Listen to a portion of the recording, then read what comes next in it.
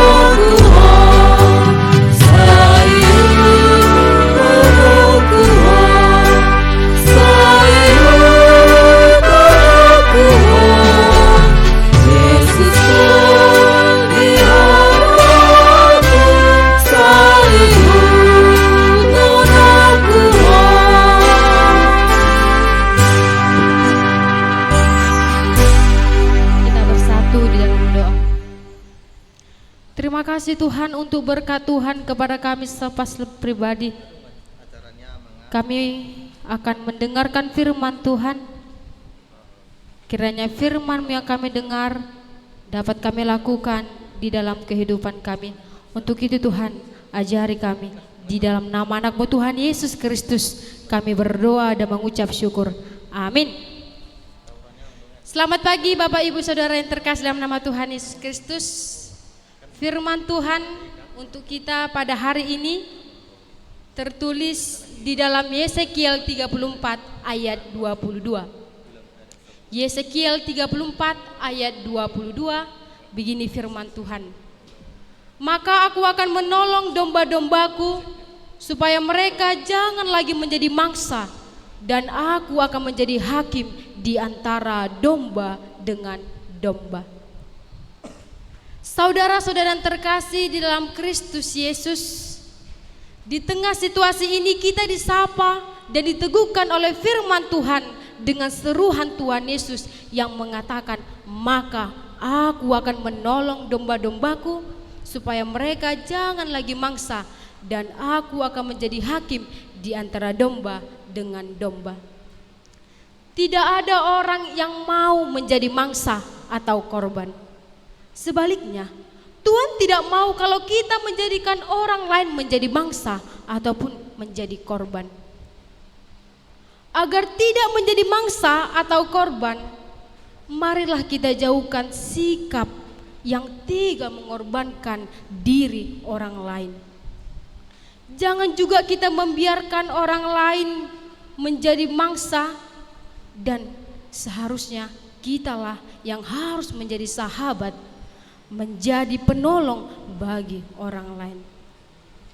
Kita hindarkan pemenuhan kebutuhan dengan mengorbankan alam dan ciptaan lainnya, sebab Tuhan Yesus menginginkan manusia dan alam hidup dalam harmonisasi Tuhan.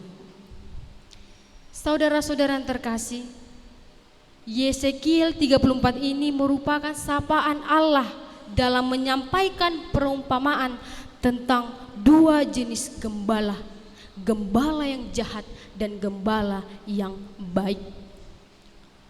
Bukannya mempedulikan dan melindungi, gembala yang jahat justru menindas dan menyesatkan kawanan domba.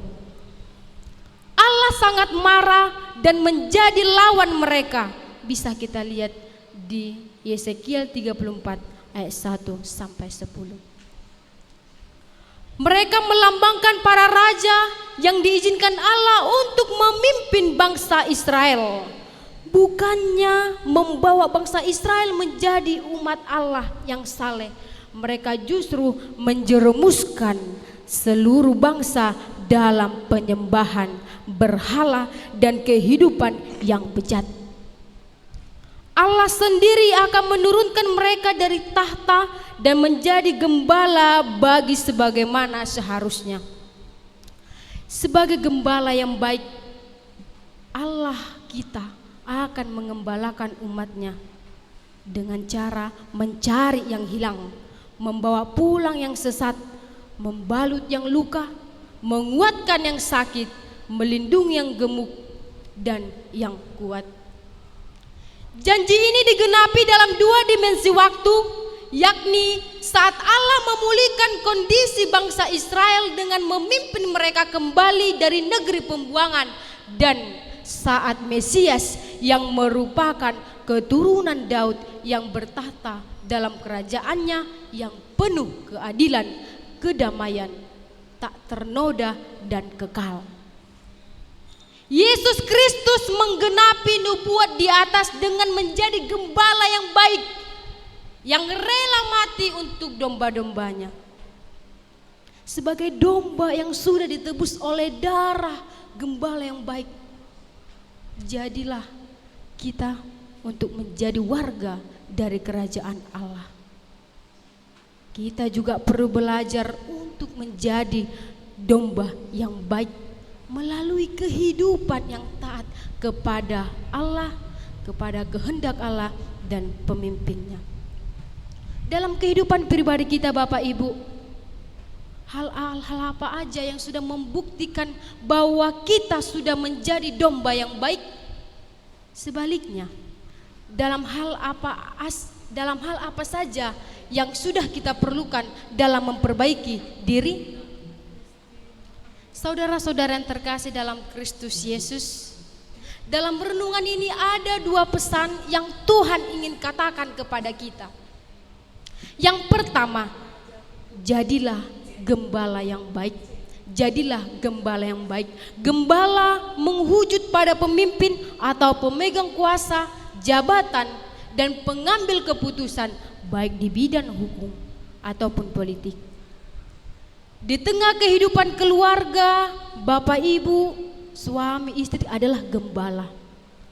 Baiklah kita semua yang memiliki posisi apapun yang sepadan seperti kepala, direktur, bos, majikan, tuan atau apapun itu, tetaplah menjadi gembala yang baik. Gembala yang lebih memperhatikan kehidupan orang lain daripada kesenangannya sendiri. Bukan melihat orang lain sebagai mangsa atau korban. Tidak melihat sesama menjadi sebagai sumber keuntungan sehingga mengeksploitasikan untuk kepentingan diri sendiri dan untuk saat. Marilah kita bersama-sama meniru kehidupan Allah. Seperti halnya Allah adalah gembala yang baik bagi domba-dombanya. Lalu pesan kedua untuk kita di pagi hari ini, jadilah domba yang baik. Jadilah domba yang baik. Domba menghujud kepada kita semua. Kita adalah domba Tuhan. Tuhan menuntun diri kita untuk taat, setia, dan benar dan baik. Domba yang peka dengan suara Tuhan. Domba yang senang meniru ajaran gembalanya. Domba yang baik dibuktikan dengan sikap yang baik terhadap sesamanya, disiplin pada tugas-tugasnya, hormat kepada orang lain, taat pada hukum yang benar dan adil, dan mengasihi keluarganya, setia pada pekerjaannya, menghargai waktu dan lain-lain. Rajin berdoa dan beribadah, senang membantu dan memperhatikan hal yang lemah. Selalu belajar dan terus belajar dari firman Tuhan, dengan demikian menjadi mangsa yang tidak akan rela mengorbankan. Sebab Tuhan Allah adalah gembala hidupnya. Tuhan sebagai gembala akan mencukupkan kita atas kekurangan kita. Dia akan menguatkan kita di kala lemah dan menghibur kita di kala berduka cita. Dia membimbing dan membawa kita untuk memasuk kandang abadi, yaitu kehidupan yang kekal.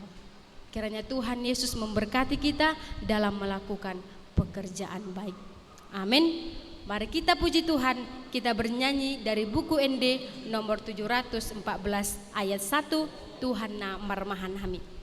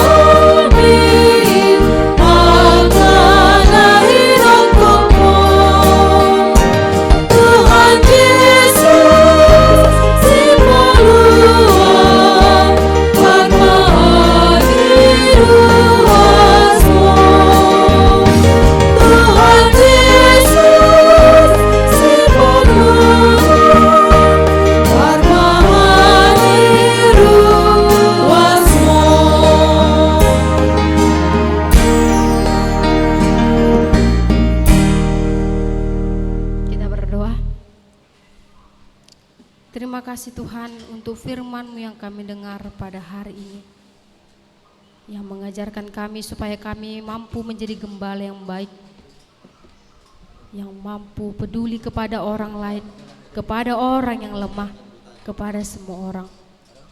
Untuk itu Tuhan, untuk melakukan firman-Mu, tolong ajari kami, bimbing kami Tuhan, supaya kami mampu menjadi gembala yang baik seperti Engkau.